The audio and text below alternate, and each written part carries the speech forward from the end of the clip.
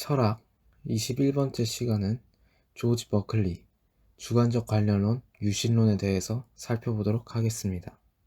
조지 버클리는 영국의 철학자이자 신학자, 신부였습니다. 1685년부터 1753년까지 산 것으로 알려져 있죠. 조지 버클리에 대한 평가를 보자면 그는 근대 경험론의 대표적인 인물 중 하나라고 평가됩니다. 서양 철학사를 쓴 러셀은 버클리를 철학사에서 물질의 존재를 부정했다고 알려진 중요한 인물이라고 말하죠.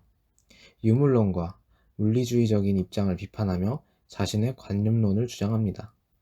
물질보다 관념, 정신을 더 중시한 것이죠. 이는 이후 철학자 휴맥에 영향을 미치게 된 것으로 여겨집니다. 버클리의 생애를 보자면 그는 아일랜드에서 태어났습니다. 더블린 트리니티 대학에 들어가서 공부를 하죠. 이후 성공회에 들어가 성직 생활을 하고 신부가 되기도 합니다. 트리니티 대학에서 신학 박사학위도 받죠. 신부가 된 이후 선교를 위해 버뮤다 섬에 토착민인 인디언을 위한 신학교를 설립하려고 하지만 결국 실패하고 말고 대신 로드 아일랜드라는 곳에서 설립하게 됩니다.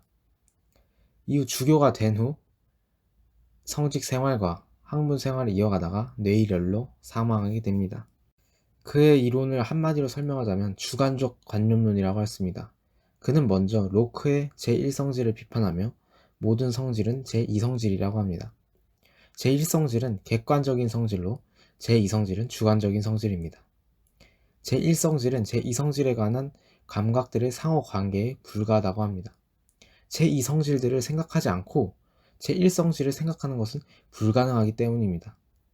다양한 주관적인 것들을 살펴보아야 거기서 객관성을 살펴볼 수 있는 것입니다. 예를 들어 공이 동그랗다는 객관적인 사실을 알아내기 위해선 여러 가지 공을 통해 원형이라는 객관적인 사실을 얻을 수 있는 것입니다. 이러한 구분은 신시각론으로 부르는데 우리는 빛과 색을 통해 지각을 할 수 있다고 말합니다. 물체의 성질은 색깔, 다른 촉감의 관념에 의해 성립하는 것이죠. 공도 원형이라는 것을 알기 위해서 색과 빛에 의해 구분되기 때문에 알 수 있습니다. 만약 모든 세상이 하얀색이라고 여겨진다면 경계와 구분은 사라지며 우리가 물체를 제대로 지각할 수 없게 되는 것입니다. 이것은 우리 정신 속에서 지각되는 것이지 있는 그대로의 사물이라고 할 수 있는 것은 없다고 합니다. 있다고 할 수 있는 것은 지각된 관념뿐이라고 말하죠. 주관적 관념론은 어떤 사물이 있다는 것은 인간의 주관적 관념으로만 알 수 있다는 것입니다. 이를 보고 버클리는 존재는 지각됨이다 라고 말합니다. 예를 들어 책상이 있다는 것을 우리가 지각함으로써 존재하게 된다는 것입니다. 지각된 관념으로 감각에 지각되는 것 이상의 존재를 부정한 것이죠. 우리가 보지 않는 곳에 어떠한 사물이 있다는 것을 존재한다는 것을 입증할 수 있습니까? 우리가 봐야지 그것을 존재할 수 있다고 본다고 버클리는 생각한 것입니다. 버클리는 물질의 실체까지 부정합니다. 반면에 정신 실체는 인정하죠. 주관 밖에 있는 물질의 존재를 인정하지 않고 그 성질만을 안다는 것입니다. 물체란 관념들의 다발에 불과하다고 하는데 예를 들어 사과는 빨갛고 둥글고 단단하다는 관념들이 모여서 사과라는 존재를 지각하게 된다는 의미입니다. 다만 이는 사물의 존재 자체를 반대하는 것이 아닌 어떠한 물질 실체가 있다는 주장을 부정하는 것입니다. 이는 물질로만 구성되어 있다는 주물론적 입장을 들에 비판하는 것이기도 합니다. 정신 실체가 유일한 실체이며 우리가 진정으로 믿고 따라야 하는 것이기 때문이죠. 사물의 존재, 물질은 그 밖의 것들에 불과한 것입니다. 그것도 관념에 의해 지각될 뿐이죠. 버클리는 우리가 물질을 감각하지 않았을 때 물질은 존재하지 않는다고 말합니다. 나 자신이 보지 않을 때 다른 사람의 정신의 관념으로 존재한다고 말하죠. 모두가 지각하지 않는다면 어느 때에나 그것을 관찰하는 정신으로 신이 있다고 합니다. 책상을 우리가 지각하지 않는다면 없는 것처럼 보이죠. 그러나 다른 사람이 지각하면서 책상이 있게 되는 것입니다. 그런데 어떠한 사람도 보지 않는다면 없는 것이 아니라 신이 모든 것을 관찰하고 있기에 있을 수 있다는 이야기입니다. 이러한 입장을 유신론이라고 말하죠.